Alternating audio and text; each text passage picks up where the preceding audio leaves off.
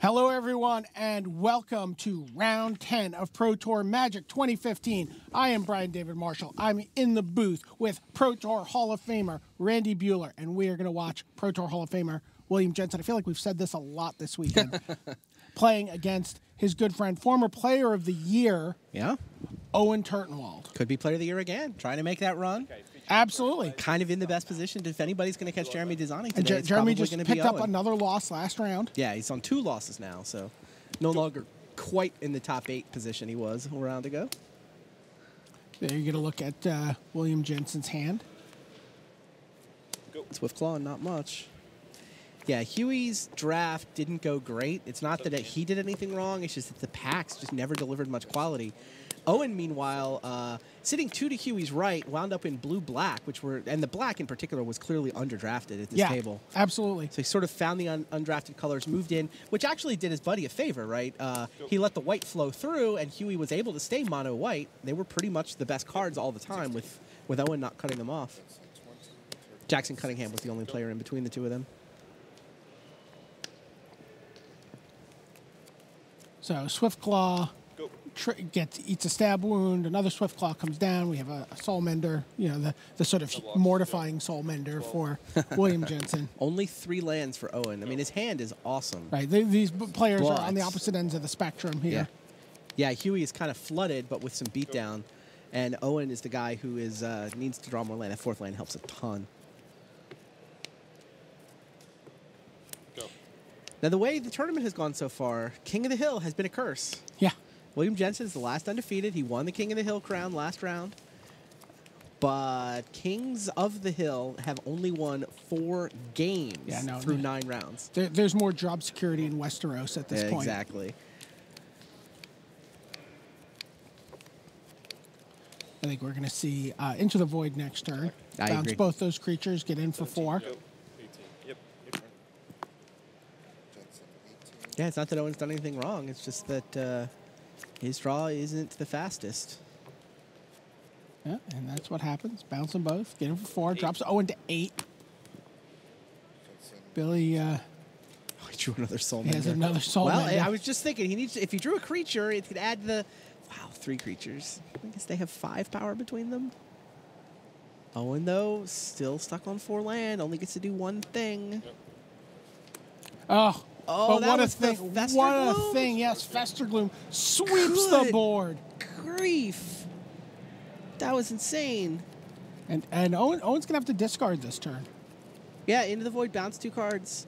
He's pinched on mana, has to discard, but Festergloom killed all 3 of the creatures that Jensen has drawn to this point. Jensen down to a lone pillar of light and nothing. Festergloom's really good sometimes. Yeah, and this is also the sort of classic mana screamer versus mana flood. Yeah, mana flood is just always so much more debilitating. Well, it's basically a tempo game, right? The mana screw guy, if he has time to draw his land, will win. He has so many more spells. The guy who's flooded has to win the game quickly before the card advantage matters. So and Maggot gains 2 life for Owen. Yeah, this game's basically over at this point. I don't think he... Oh, hold on. Okay. Can I take that back?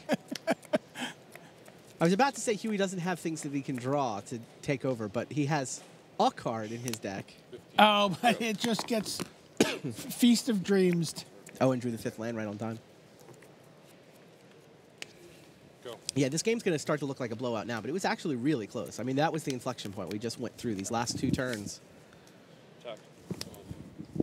Flesh to dust.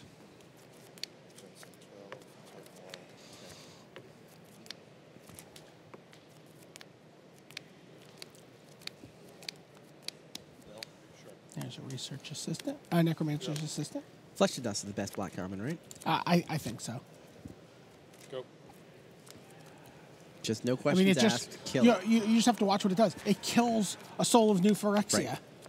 Kills a rare.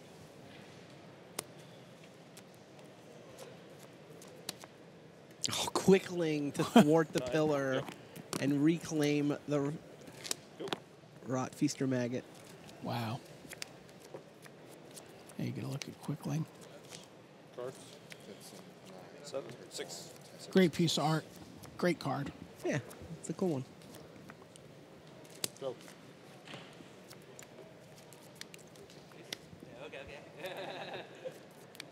Start chaining your Vendelian clicks with it. I'll route just for this one. I'll use it. Wow, I thought this game was going fast, but Ken Yukihiro's already up a game on Joel Larson on the back table. If he were to Those guys are 7-2. play like a raise the alarm, would the 1/1s be indestructible? Rules question. So, Route Feaster Maggot came down, attempted to eat the soul of New Phyrexia. William Jensen activated the ability to exile it from his graveyard in response. And now what Owen's asking is, if Raise the Alarm gets played, will those tokens have indestructibility? What's the answer? I don't believe they will if they're played after the ability has already resolved. He activates this ability. Okay. With no creatures in play. Okay. On the same turn, if a creature were to come into play after this ability has been activated, would it be indestructible? No. No? Okay, combat. Hooray. 2. You pass. Do you think of a bonus question for you? I never took my level 3. Okay. Yep. Go. Oh, and then a Mass Calcify. Jeez. I told you this was a humdinger. I don't know why Master of Cruelties is up. Okay. Mass something, Mass Calcify. Master of Calcifies. Right. Autocomplete betrayal.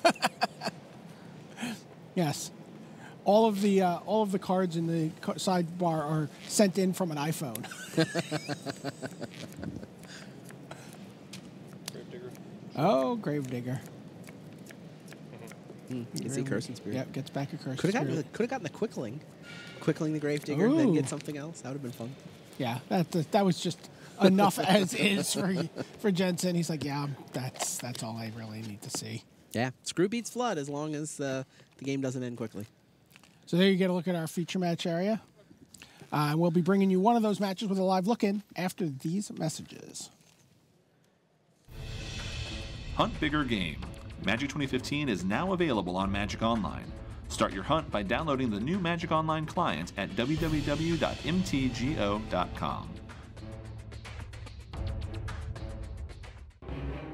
Standard is the name of the game at Magic 2015 Game Day. Put what you've learned from watching the Pro Tour into action on August 9th and 10th at your local game store. Visit wizards.com/Magic Game Day for more information. Welcome back. Brian David Marshall here with Randy Bueller, and we are going to take a live look-in, I believe, at Neil Reeves versus Jeremy Danani. That's a good one. Yeah, this is two people who, at various times in the history of Magic, have been considered among the best players in the game. Fair. Yeah, that Ensouled Citadel has been a factor in this game since very early on. Yeah, but Neil's the one with all the creatures turned sideways. Where are the boars coming from? Yeah, where did those boar tokens come from? Is that a... Maybe that's just Rashad's ham sandwich from yesterday. That's a feral incarnation. Oh, that's a Feral incarnation. Yeah, That'll do it. Which gives you an idea about Convoke, because there's only four lands in play. Yeah, and that mountain didn't factor into the convocation. Wow. A little Convoke on Jeremy's side, too. You see the Will-Forged Golem.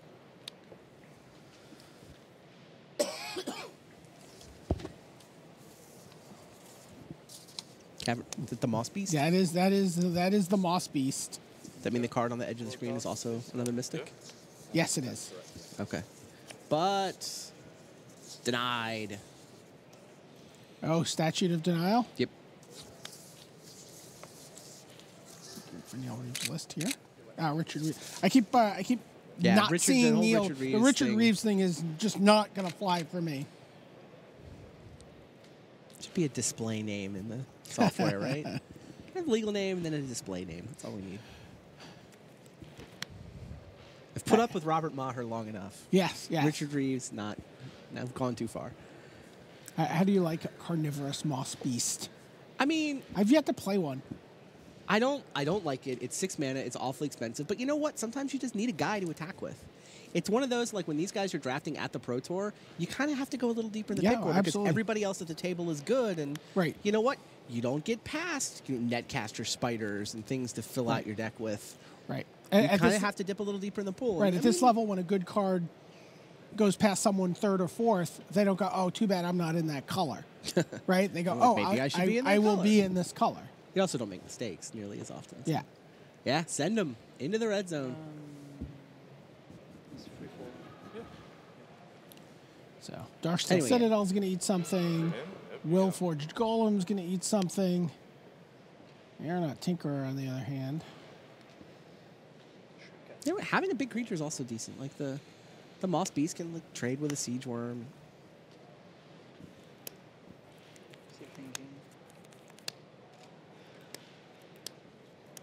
And Neil seemed to have a grip full of red cards. Finally drew his mountain. He's also got the Miner's Bane. He's got all the sixes. All the big dirtily sixes.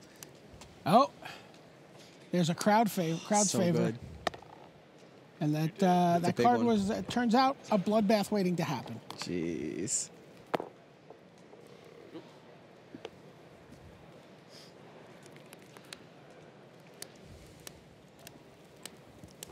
All right, so sounds like our feature table is ready for us to go back. Watch this a battle between William Jensen and Owen Turtenwald, and they are off to the races with a plains from Jensen. And he's gonna have a Risco Swiftclaw on turn 2. There you get a look at Owen's career. Crippling Yeah, Blight kill takes it out. Says no. That will not fly. Welcome turn, on the other hand, that will Does fly. fly.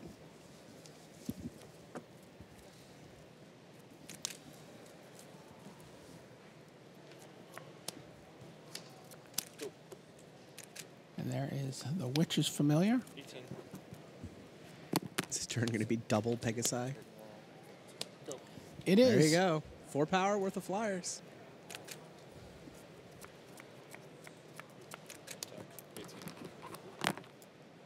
We see a handful of Covenant of Blood, Rotfeaster Maggot, a Cursed Spirit, Divination, a Quickling for Owen Turtenwald.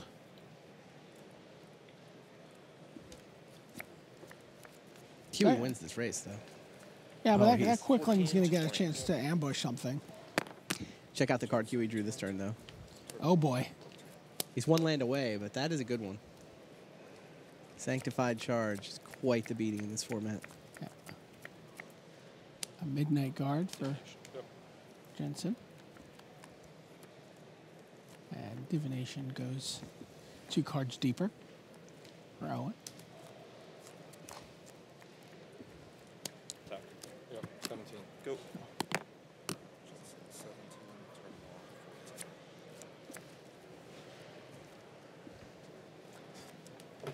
Can't quite Sure. Don't think he drew a He didn't land. draw the land now. I was saying it didn't. I don't think it quite did it either.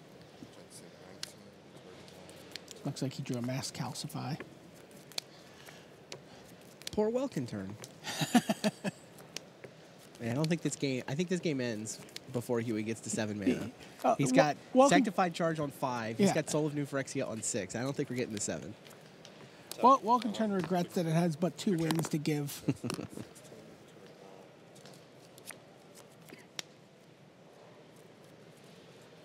So it sounds like we have a result from one of the back tables. Melissa Datara fell to Rookie of the Year Dark Horse and Magic Online champion Dmitry Budikov. Huey did draw the land. Owen's all untapped now, so Quickling gets to jump down, take the tapped creature. Yeah, you gotta go for it. Hiya. You got anything, Owen? So I'm going to go to... That sounds like no. Both your creatures are gonna die, and you're gonna take, Take like 7. 3. 7 down to 3. Yeah. 22. Yep. Yeah, and Jensen just claws all the way back to 22 life. And now Owen will scoop his cards up. Yeah, he's got a Rotfeaster Maggot that doesn't really do anything for him. I mean, Maggot might keep him alive for a turn. What can it get? It can get like 3 life off the Witch's Familiar, I guess. then he takes 4 down to 2. I mean, you do what you got to do. Yeah, exactly. I mean, he can also Flesh to Dust. Does not keep him alive. I think Rostfeaster Maggot's the only line I see to just survive the turn. 6. Go. Yeah. You ever wonder how hard Huey is on himself? As he's like, oh, I forgot my trigger there. Pointed Midnight out Guard. the Midnight Guard on the 24. Quickling. Okay. Owen falls to 2.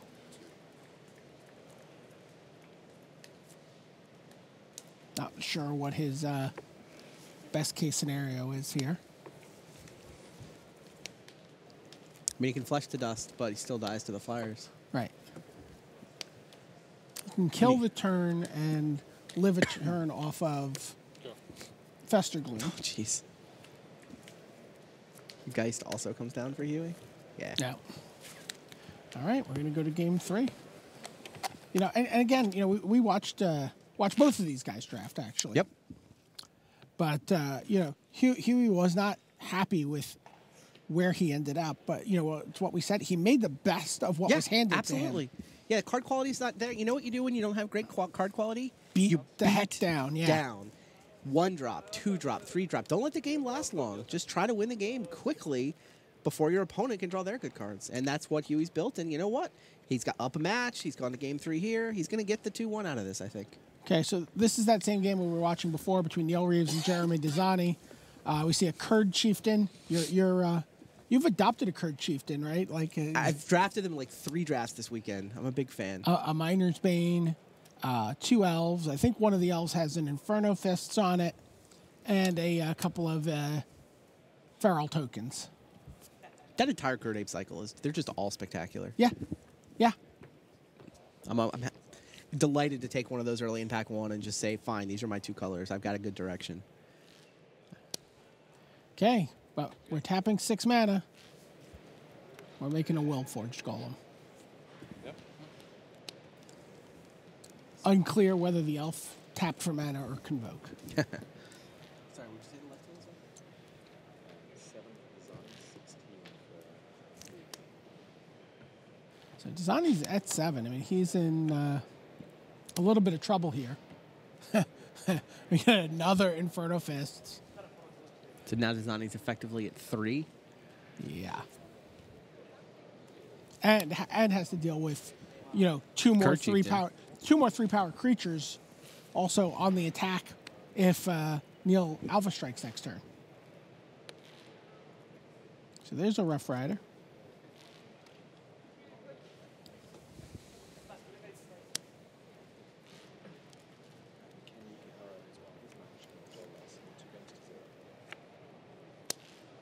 So it sounds like Ken Yukihiro's won the other match that was going on the back tables over Joel Larson, 2-0. So Neil's doing some math.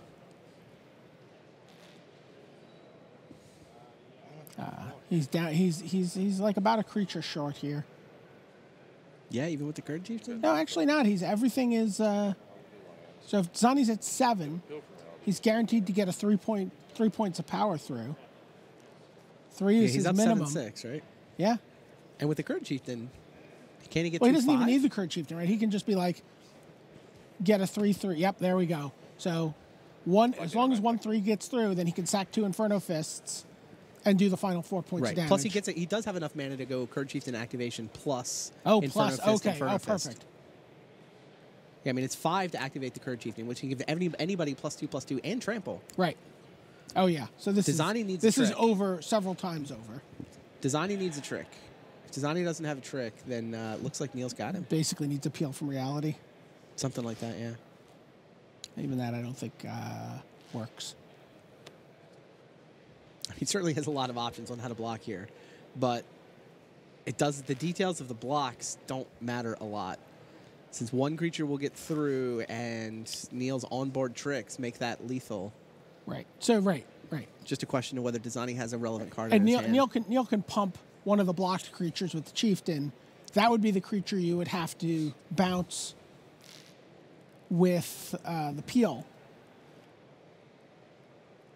assuming he had one. Yeah, but even there, the And then the unblocked creature. Then you is- still get the unblocked creature and the two unblocked creature activations. and 2 Inferno Fists is enough. So even if Danani some tricks, Neil can beat with a Current Chieftain activation. So it looks like Danani has something. You don't think he'd spend this much time thinking if he was just dead? Yeah, I think he's just dead. We're gonna we'll let you know how that played out. Right now, we're going back to our feature table. Okay, so good start. Thank you. Go. And Owen leads off, excuse me, with an island. Go. Island Plains into Swiftclaw for Owen, for Huey, and no third land for Owen. 17. Will Huey become the first person to defend the King of the Hill? It got defended once yesterday. It only changed hands 7 times. Okay. Hey, he's already got a game win. That's only the 5th game win for a King of the Hill across now the 10th round. And Owen's going to be discarding here. Wow. Go.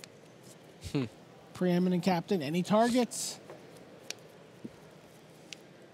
Oh, after a bunch of thinking, Danani had nothing. Yeah, he no, did a that- bunch of thinking, figured out he was just dead, scooped it up. Yeah. So Neil Reeves wins that game one. Even with a trick, it looked like he was dead. Yeah. Oh, and put in a Midnight Guard, tapped and attacking. Preeminent Captain doing work. There's no attack. Yeah, it is a soldier, isn't it? And I think he's holding a Sanctified Charge here. He is.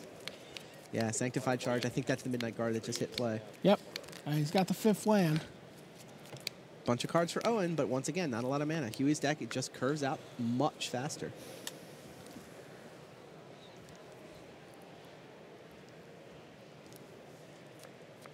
This would bring Jensen to 10-0.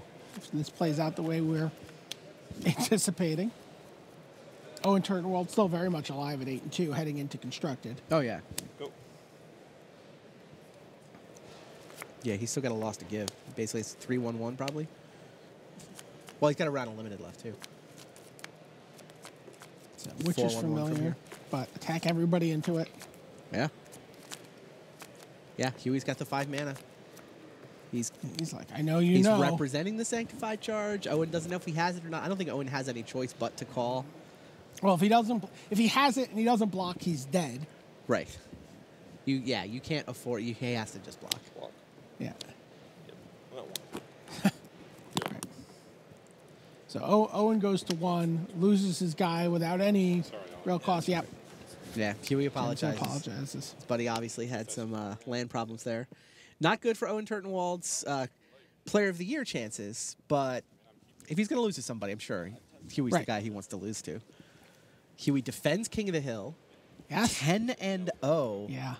I mean, the only undefeated coming into this round. There aren't even that many one-loss Right, he's starting to players put some left. distance. He's thinking about it. Like, there's how many one-loss players are there going to be in this field? Like, 1? So we're going to be able to bring you Game 3 here.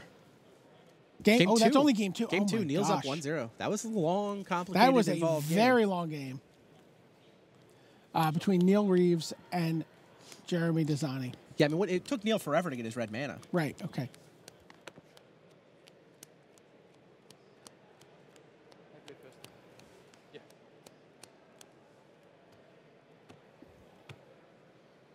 Yeah, and I guess Jeremy was able to come out early behind that Insult Artifact, Darksteel Citadel, Right. and kind of.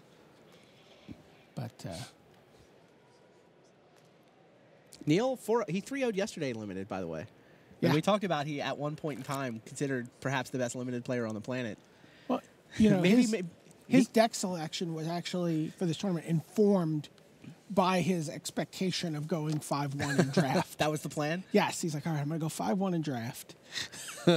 So all I need to do in Constructed So all is... I need to go is like if I can go, 7-3 or even 6-4, maybe I can get myself into the top 25. So he's like, yeah, hand me the mono blue Yeah. devotion deck. I'm not going to gamble on this brew I've been working on.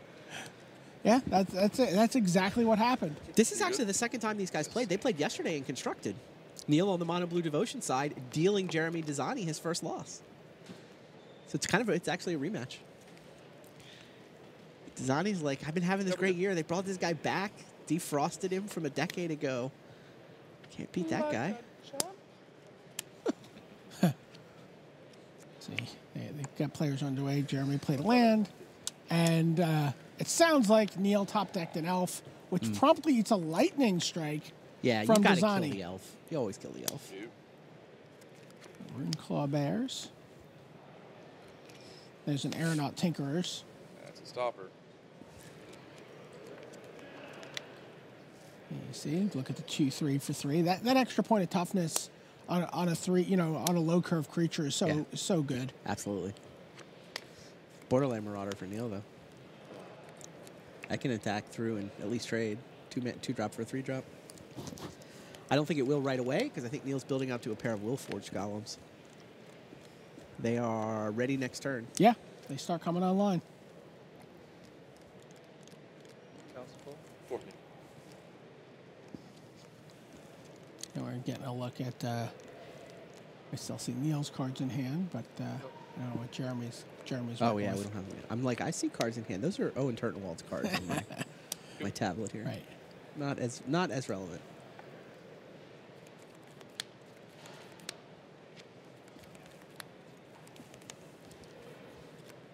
So I'm such a big fan of Borderland Marauder. Yeah. Oh, I know.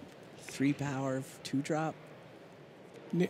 Like Neil I don't want Reeves- to block in this format anyway. Yeah. I mean, every card I draft, I want to be attacking with it. It's so hard to block between Crowd's Favor, Ephemeral Shield. There's just so many tricks. There's a Master of Predicaments from Jeremy Danani. But by the way, Neil chose not to attack or play his Oh wow. Willforged Golem last turn. Untapped mana? He was just worried about untapped mana. Yeah, he'd seen the Statute of Denial. Yeah, last game. The read was wrong this time, but Man, is there a player you would less like to play a guessing game of Master of Predicaments with than Neil Reeves? Just put the card down at random. right. Yep. Cool. Yep. That is what I would typically do, is just choose randomly. Like I don't want to play these mind games. I'll settle Bigger. for random. He says bigger. Free guy. And I believe most people have come to the conclusion that it's just the safest bet is to always say bigger. Yeah, that way if they get something free, it's small. Right, it's something free and it's something he could have just cast anyway, and there's not really this big mana savings because Sure. you don't,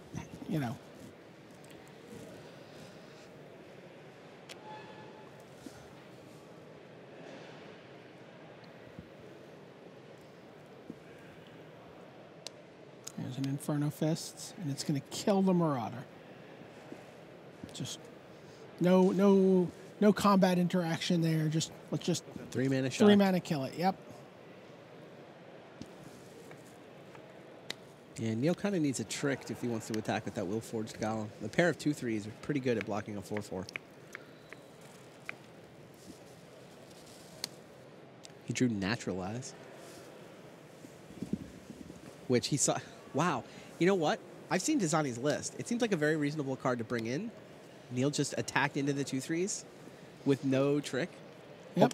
hoping Danani would. Yeah, I mean, it's funny. On the one hand, a lot of people in Danani's seat would go, "Oh, he clearly has something." He gets Right. like Neil's representing Crowd's Favor, which would have been a complete blowout if Neil had in fact had it. Right. But Danani's like, I can't really afford to just keep taking 4 a bunch, so he does make the risky double block. He gets away with it. But even from Neil's perspective, it's not that bad to trade Willforged Golem for Aeronaut Tinkerer here because it means the second Willforged Golem, Golem no longer has to fight a pair of 2/3s.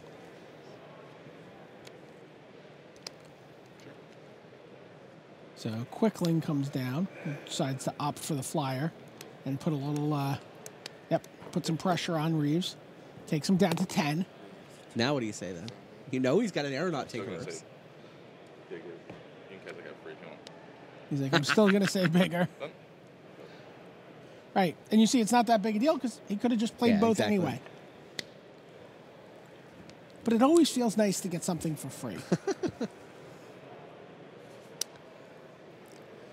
In with the Golem. Now Jeremy's just going to be like, well, Well, that double block is Yeah. a 2-for-1, Yeah. so that's not nearly as exciting. Then we get a Scrapyard Mongrel and an Elvish Mystic. Yeah, Neil brought in a Naturalize that actually doesn't have very many targets. I mean, when your opponent plays Insul Artifact on their Darksteel Citadel, Yes. you kind of think they probably have a bunch of targets. How many artifacts are actually in Danani's list? Thinking about that in Soul Artifact now. Like, I don't remember. Am I thinking about a different deck list? Jeremy's got 2 Bronze Sables. Okay. 1 Phyrexian Revoker and his own Willforged Golem. Okay, that's plenty of targets. Yeah. And that was plenty of attackers. Flying attackers. Flying attackers for Jeremy.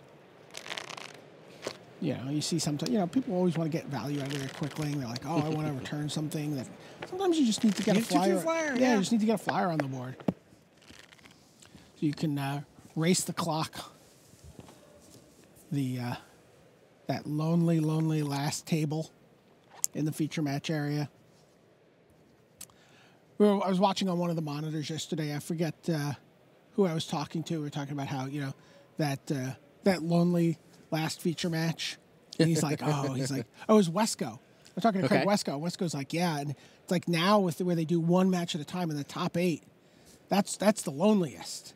He's like, but it's the best loneliness. Ooh.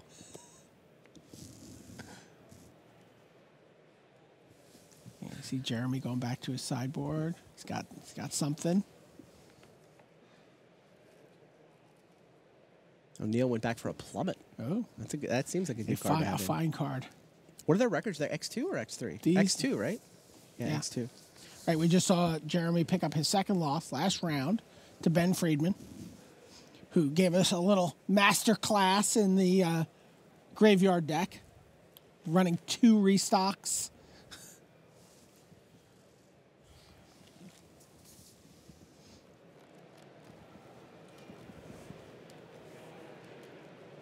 Jeremy always looks slightly perturbed to very upset. That's his emotional range. Yes. Yeah. No, that's fair. Neil always looks mildly disdainful to fully scornful, and that's his emotional range. Funny.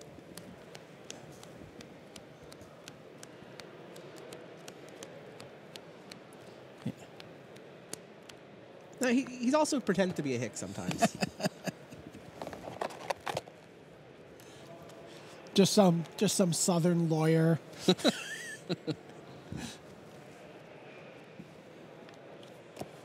Yeah. Unfrozen caveman Magic player. Exactly. Yes. Now he's going back and forth on some last cards in his deck here. How much time's left in the round? That is a great question. 22 Still 22. minutes. It's just that the other 3 matches were super quick. That makes sense. Like this format goes. I knew Huey and Owen were going to be quick. Yeah. You know, like nearly as much bluffing and posturing when you get a couple friends playing. Huh. Apparently, all the extra sideboarding was all bluffing and posturing. Okay. Put in the extra card, took it out again. Neil Reeves always getting value. That was Danani. Oh, that was Danani. Okay. I think Neil actually put the plummet in. I think.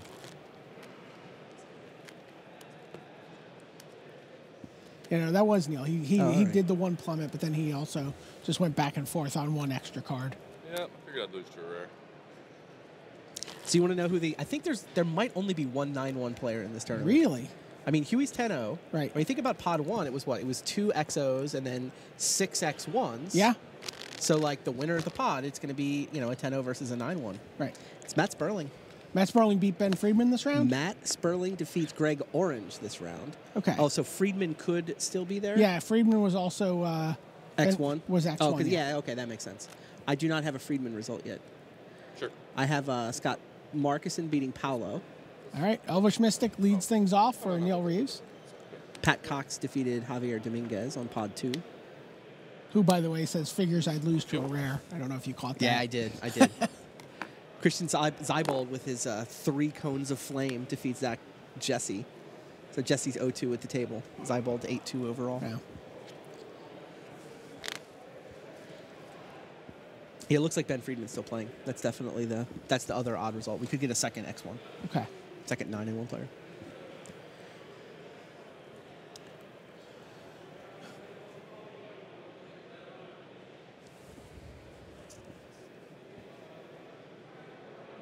So Jeremy seems in the tank on something here. Friedman, oh, he's playing Neil Rigby. That's what's going on. And they are a game apiece. It's a big match. How did Rich just know that? I can't imagine. Yes, that was in fact Rich Hagon coming by to tell us personally. Oh, so he was deciding whether or not he wanted to kill that Elvish Mystic again. And spent his turn 2 and his Lightning Strike. I mean, one of the premium red commons. Neil is kind of a ramp fatty deck, though. That's the way Red-Green plays in this format. Red-Green is ramp into fatties. Right. And has nothing to do on turn 3, so. And you know what he's got in his hand? He's got some fatties. Yeah, you kill the elf. In general, I think kill the elf if you can is the correct way to think. But it's especially true against a red-green deck. I mean, that's like the only natural synergy those colors really have. I mean, short of, obviously, Kurd Chieftain's awesome. But, I mean, the synergy is Mystics into fatties. Right. Reeves is looking to get to Miner's Bane after maybe a Willforged Golem. Again, Aeronaut Tinkerers from Danani. All right, looks like he... Oh. Well, he drew a hell of a 4-drop. There you go. Lightning Strike couldn't have killed that guy anyway. He's a 4/4. Kurd Chieftain is so good. Danani, what, can bounce it for a turn? That's about all he's got? Yep. I think Danani's hoping to will. get to... and that is what he does. Flies over for 2. And I think he's looking to ensoul that Bronze Sable. The best Bronze Sable ever. Yeah, he's looking to make a Soul Sable. Here it comes. Yep. Yeah, Kurd Chieftain's just back.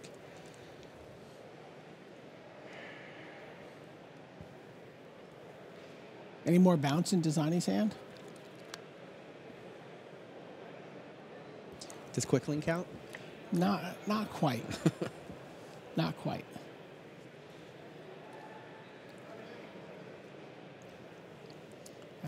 He looks like he's in pain here. He's sitting on 3 lands. Yeah, he's not like very far. He's not like he's far out ahead or anything. So he. But he plays the Ensoul Artifact. And he just attacks with both. Says, I'm going to get you to 11. That's what happens there. You look at Ensoul Artifact. You know, lots of questions in this format. How many artifacts do you need? Mm-hmm. What artifacts do you need? You know, is a card like this make Ornithopter playable? Remember when Bronze Sable was terrible and unplayable? Yeah. It's actually pretty solid in this Yeah, format. no, it's been in 2-drop. It turns It's been on in your a lot Mongrel. of Grand Prix winning decks, even in the previous format. Yeah. It blocks at Krenko's Enforcer, blocks at Cursed Spirit, picks up Scissors. It costs 2. Does a lot.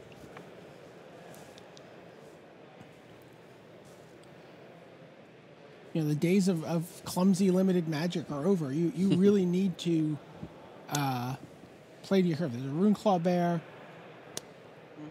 Living Totem. Living Totem puts a counter, and now you have a 5/5 Kurd Chieftain attacking.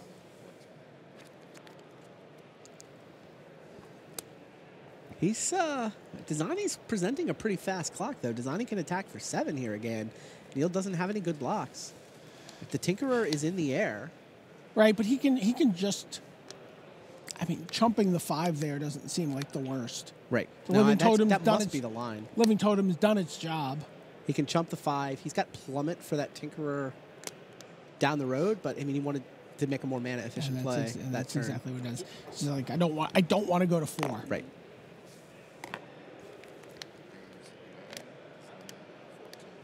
Statute of Denial in Danani's hand, though. And he just says go, leaves up Statute of Denial. I mean, Neil can leave Kurd Chieftain on defense, hypothetically, and like with its activated ability, it can block and kill the Bronze Sable. Well, yeah, right. It's not quite as good as when it's on a Darksteel Citadel. Right, you know, it's not indestructible unless it's on the Citadel. It's not flying unless it's on the Ornithopter. Bronze Sable, just a 5/5. Interesting. And Neil has shown hesitancy to cast anything into untapped mana. Right. There's value, too. If he says go, he's representing a block on the Sable. And the thing is, if Danani then doesn't attack with the Sable, he can plummet. But, wow. Yep. Neil says charge. Get in for 7. Representing 9 here. Right, right. Now, does Danani want to go to 5?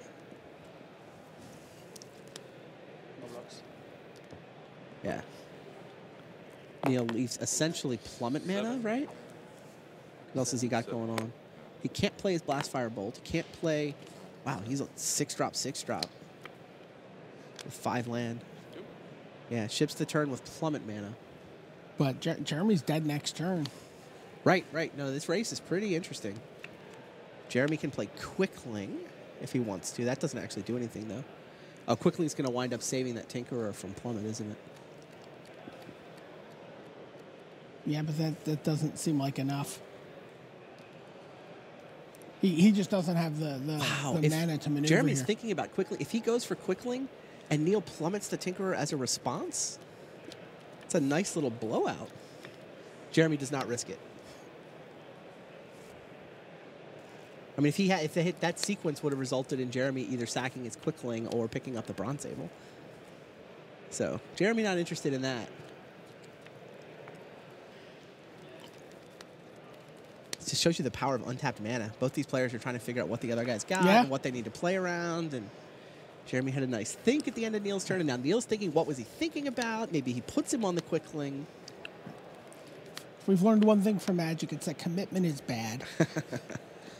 The first person to sink all their mana into something, or, you know, once you have like one of these kind of board states, like the first person to blink is cedes control.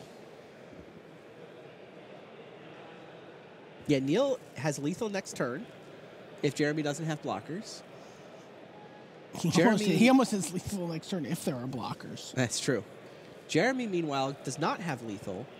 He can attack for 7, potentially dropping Neil to 2. Although once Jeremy gets into his attack, makes his decisions and commits his attackers, I'm sure Neil will plummet the flyer.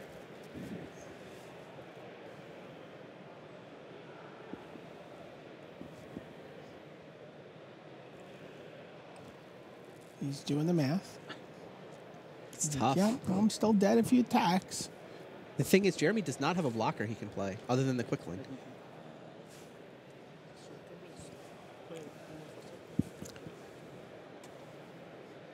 But the problem is, even the blocker, because the Kurd Chieftain grants trample, you still have 9 points of power. No, that's a great point. And he needs 3 toughness to not be facing lethal.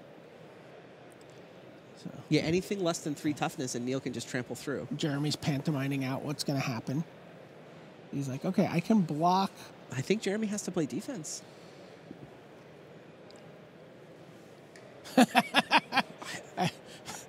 Apparently, Jeremy. Oh, he doesn't have. Does he have a land? He can't go Quickling replay Aeronaut.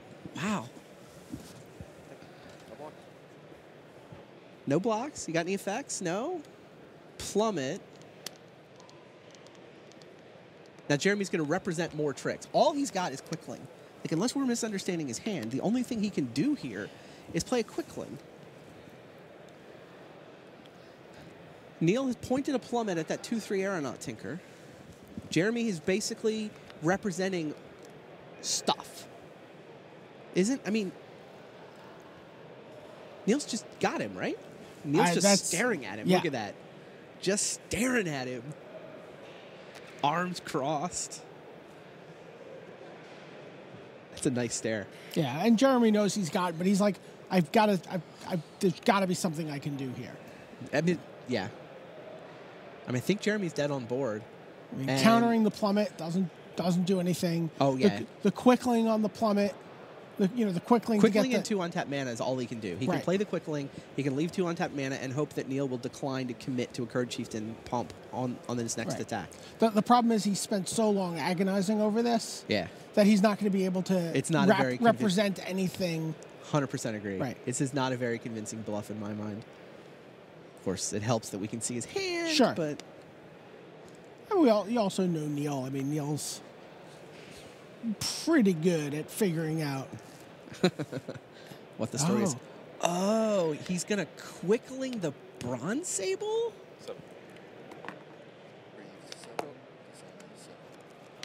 There's your 3 points of toughness.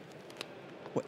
What got plummeted? The bronze table wasn't flying, didn't Yeah, the but the Tinkerer lost flying when the artifact went back to his hand. When he picks up the artifact. Hilarious. And now he's got the blockers. But he dealt only 2 damage. Correct. Okay. I didn't see that line. But it buys him another turn. So he plays the Quickling, picks up the only artifact, so the Era Tinkerer no longer has flying, so the plummet fizzles. That's a good line. I didn't see it.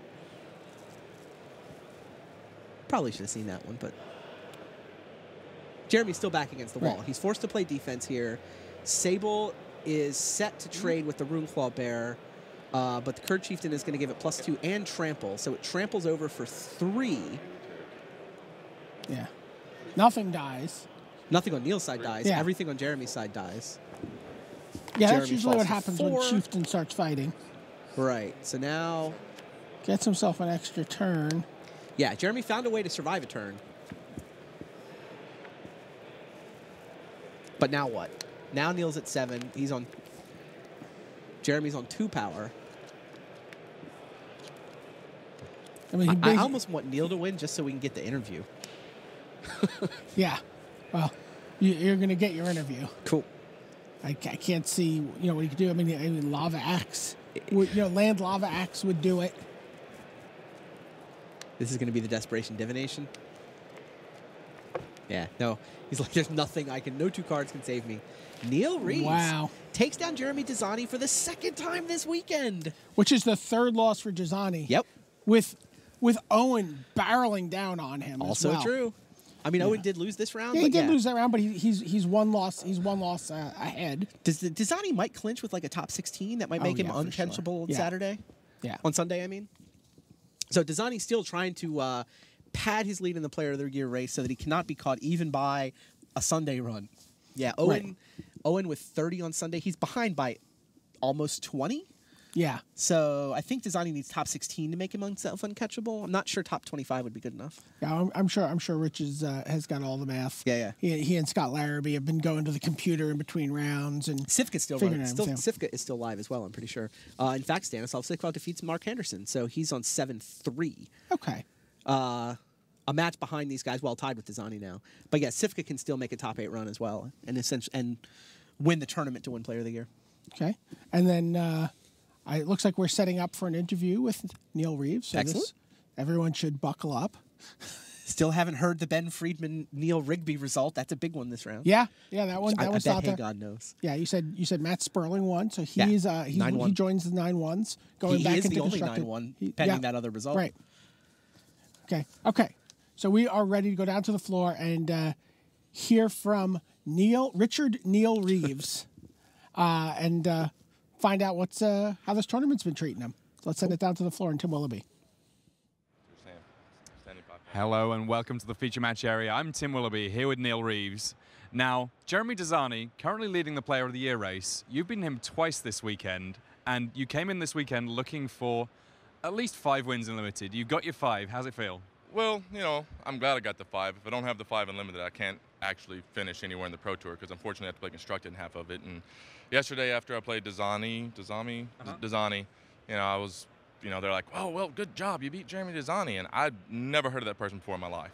So, it's a thrill of a lifetime. It really is.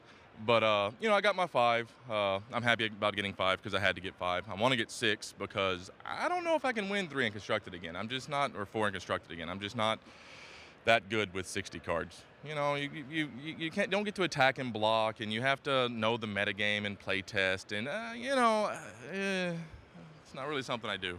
Now, of course, back in the day you were known on the Pro Tour as one of the most feared Limited players around. Now that we have mixed format Pro Tours, it's a little bit different. What's the big goal? Are you looking to be on the Pro Tour more now? Not especially. I just went to a PTQ and it was limited, so I pulled it out or whatever, and I don't know. I miss some of my friends, Bob, Huey, Ben S, Efro. Seems like everybody's coming back. They're playing again. That's the reason I quit in the first place, because all my friends quit and started doing other things. Now they're all back and playing, and it's fun. I don't necessarily enjoy the travel, but I do still enjoy the game. Split Pro Tours make it a little worse for me, but I think it's great for the game. But me personally, I'd rather have all limited Pro Tours and then just scrap the constructed ones. But, with it being limited, I'm always hopefully going to be in the running. I hope to get 5. you know, and if I can get 5 there and I can do a little better than break even constructed, I can at least money most of them. But I don't know. I have no idea if I'm looking to get back on the train. You know, I got to talk to, you know, I've got a business now. You know, I've got a wife and 2 kids. I don't know if I have time to invest in truly being as good as I want to be. And if I can't be as good as I was, then it's kind of, you know, I don't want to, you know, I don't want to be less than. I mean, not that I was great or anything in the Hall of Fame or anything, but, you know, I was pretty good at limited. And if I can't be what I was, I don't know if I want to, you know, get back on the tour again. So. Perhaps we might see you next weekend playing a little bit more limited in the Team Limited here in Portland? I've got a business and I've been gone for a week, so, you know, plus I've got a 4-year-old and a 1-year-old, so I can't spend 3 weeks away from the house, so no, I won't be here. Get the wins now, right? Might as well, you know. Might as well. Yeah, all right. Might as well indeed. Thank you very much. We'll be heading back to the booth right now. I'm Tim Willoughby here with Neil Reeves. Have a good one.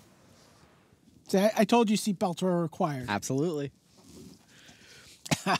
Neil is a big guy with a bigger personality. It's all fair. All right, I'm dying to find out what happened in that Neil Rigby match, and there's only one person who can tell us what happened. But failing getting Neil Rigby in here, let's send it back to Rich Hagon. Sob. Sigh. Sorry, England fans, it's all over. Ben Friedman wins 9-1. Neil Rigby falls to 8-2. Actually got a chance to watch a little bit of that match. Fantastic stuff going on. Red-blue for Rigby, and Ben Friedman with that green-black restock, bring it back, endless obedience. In the end, lots of removal. Terrific clinic being put on by Ben Friedman. He goes to 9-1, but Neil Rigby keeping the dream alive for English Magic fans around the world at 8-2. Why don't we look at our master scoreboard for you, and I'll show you what's going on. Lots of results still coming in at the back end of this round. William Jensen, of course, at 10-1. Matt Sperling beat Greg Orange to go to 9-1. There you see confirmation. Ben Friedman is 9-1 at the expense of Neil Rigby at 8-2. Christian Seibold is a winner this round. He defeated Zach Jesse. Now, Zach Jesse, of course, was your co-overnight leader at 8-0, but he's 0-2 in draft this morning. One more round for him to pull it out of the fire.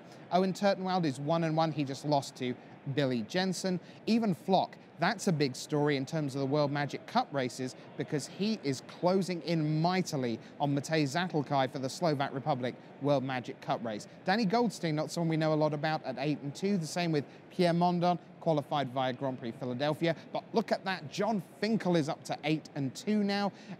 From an overnight 6-2, began his day with a win over Bob Marr Jr. Dmitry Butakov, the Magic Online noted player, he's at 8-2.